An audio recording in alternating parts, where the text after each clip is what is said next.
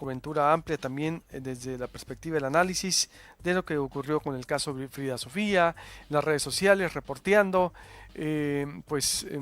trabajando arduamente también en medio de esta situación, Genaro, y tuvimos que cancelar incluso tu presentación, ya estaba todo listo para el jueves pasado, pero pues la tragedia lo amerita eso y muchas cosas más.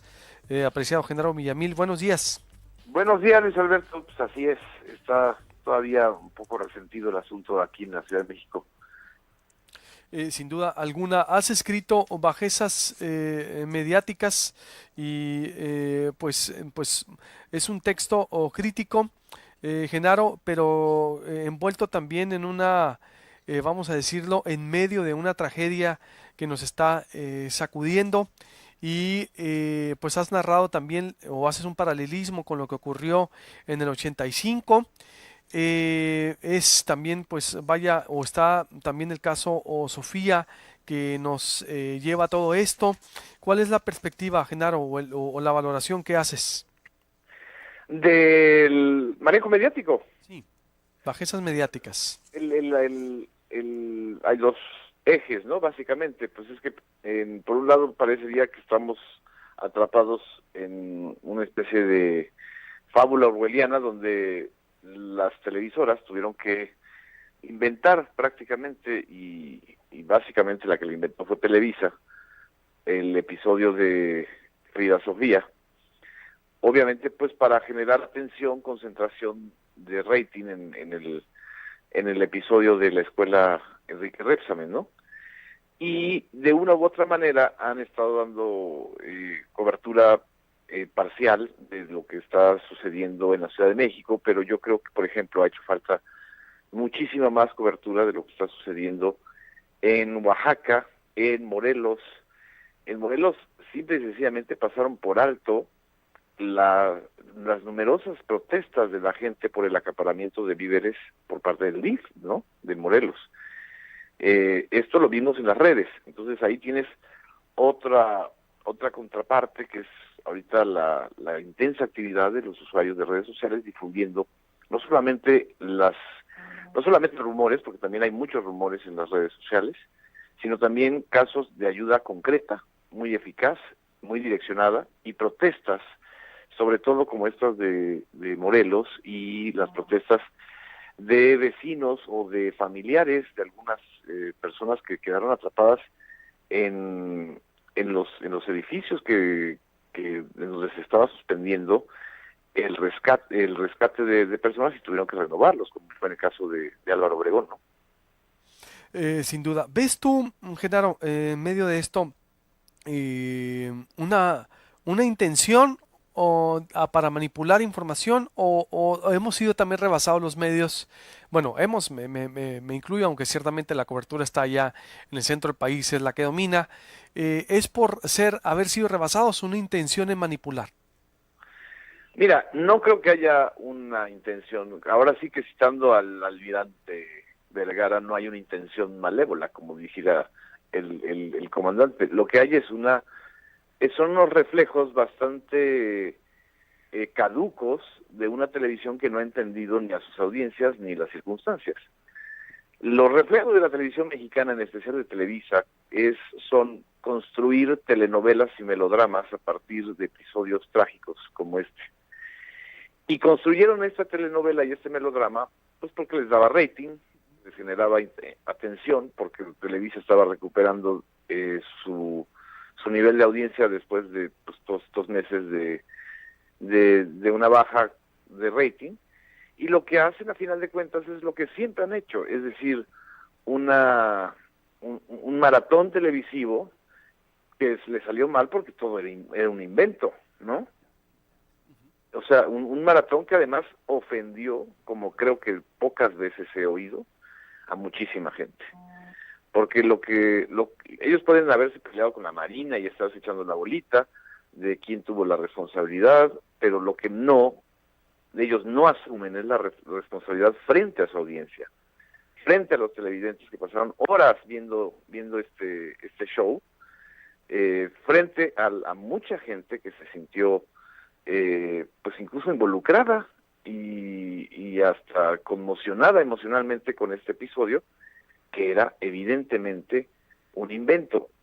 Manipulación siempre han hecho, es decir, no hay que dejar claro esto, lo del caso de la niña Frida Sofía no fue un error periodístico o informativo, fue un grotesco espectáculo de la mentira. Lo que ellos hicieron fue un espectáculo, no una nota informativa. Porque notas informativas hacemos todos cuando recorremos las zonas de desastre, cuando tratamos de investigar y de tratar de entender lo que está pasando. Todos sabemos que es muy difícil en una situación así, pues tener datos precisos.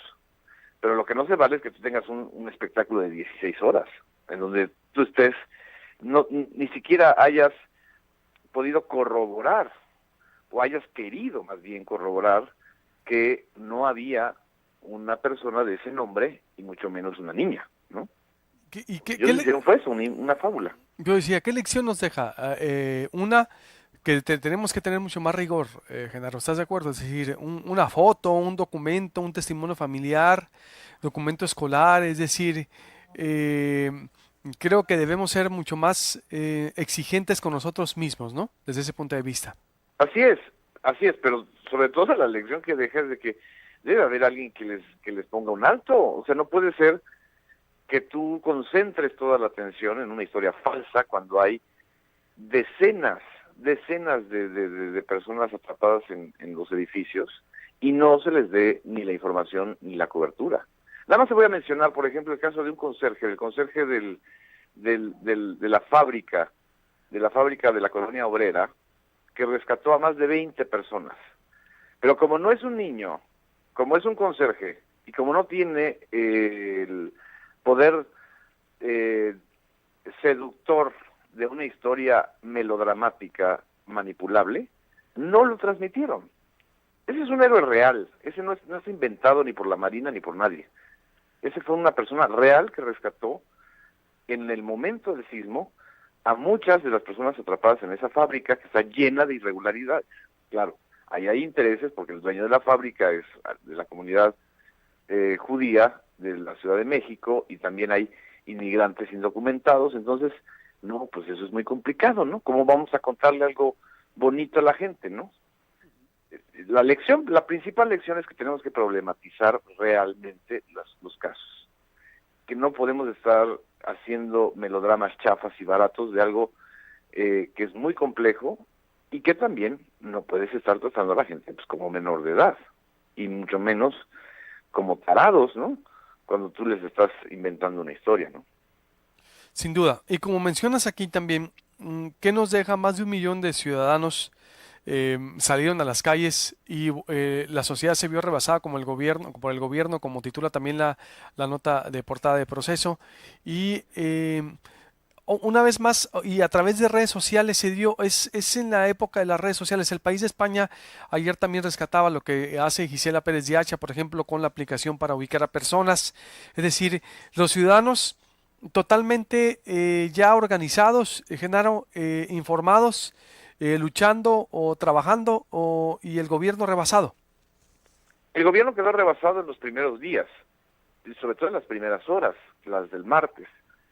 Y lo que trataron de hacer fue, y eso creo que sería la hipótesis de trabajo, lo que trataron de hacer es que la gente regresara a sus casas, que no siguieran saliendo, porque el miércoles que sucedió el episodio de Frida Sofía, según los cálculos del periódico Reforma, hubo más de 1 millón de personas en las calles haciendo ayuda de todo tipo, desde recolección de víveres, desde recolección de medicamentos, hasta todos los trabajos de ayuda en los escombros, ¿no? Yo creo que también lo del invento de Frida Sofía fue un intento de ver cómo la gente retorna a sus casas, porque evidentemente la Ciudad de México estaba desbordada con la sociedad en las calles, sobre todo en los episodios más en las zonas de desastre más localizadas, ¿no? Colonias Roma Condesa, Narvarte, Nápoles, una partecita, y sobre todo la del Valle, y Tlalpan, ¿no? Donde estaba el colegio Repsamen. Y Por otro lado, también las televisoras querían recuperar la iniciativa que las redes sociales les habían quitado y que no han vuelto a retomar. La gente que está queriendo ser informada específicamente de cómo están las cosas acude más a redes sociales que a la televisión, ¿no? Entonces, por los dos lados, ambos quedaron rebasados, las televisoras y el gobierno. Y entonces, yo creo que este episodio también nos explica un poco esta parte, o sea, cómo tratar de retomar la iniciativa. Como les salió mal y como fueron exhibidos, pues entonces ahora la reacción de los ciudadanos, sobre todo en la Ciudad de México, es mucho más molesta, ¿no? Sin duda. Genaro, ¿qué nos deja esto, Genaro? Bueno, y Bueno, porque todavía no ha acabado, discúlpame, pero todavía estamos a la mitad, ¿no? O no, hombre, esto todavía vamos a entrar a la segunda fase de la parte crítica, que son los cientos de ciudadanos desplazados de sus hogares, la evaluación de los edificios dañados. Son, según la autoridad capitalina, son 4,000, hay otros cálculos que hablan de más de 10,000 edificios que tienen daños estructurales de una u otra manera. Y por supuesto vienen pues las investigaciones sobre quiénes son los responsables de haber permitido las edificaciones que se colapsaron y que en su gran mayoría no provienen del sismo del 85, fueron construidas después. Es decir, hay evidentemente indicios de que hubo un fraude, de que hay fraudes inmobiliarios, ¿no? De que se construyeron edificios departamentales o fábricas o escuelas sin las mínimas reglas de construcción que surgieron en la Ciudad de México después del episodio del 85, ¿no? Hace 2 años, recientes, Genaro. Es decir, desde hace 2 años, nuevas, se supone que no deberían de tener ningún problema, y mira cómo lo que ocurrió. Así es. O sea, los edificios coloniales y los edificios precolombinos no se cayeron, ¿no? O sea, ni las pirámides aztecas ni las construcciones españolas se cayeron edificios construidos en la Ciudad de México después de los sismos del 85. Uy, ese para que vea usted la situación. Pues Genaro, estaremos por supuesto en contacto dándole seguimiento y pues listos para reprogramar. También ya hablaremos con la presentación de tu libro, porque algunas gentes... Sí, hay que reprogramarla para estar ahí con ustedes. ¿Y si cuándo crees que, bueno, ya que yo que me imagino quieres que pase todo esto, ¿no? Para estar más... En octubre tenemos, no sé si la primera quincena o la segunda, yo creo sería más fácil, ¿no? Bien, bueno, nos ponemos de acuerdo, Genaro, estamos contigo. Claro que sí. Un abrazo, Genaro, buenos días. Un abrazo, Lisberto, gracias. Igualmente, Genaro Villamil, periodista y escritor de Proceso. Armando Lee Quiroga, el director general de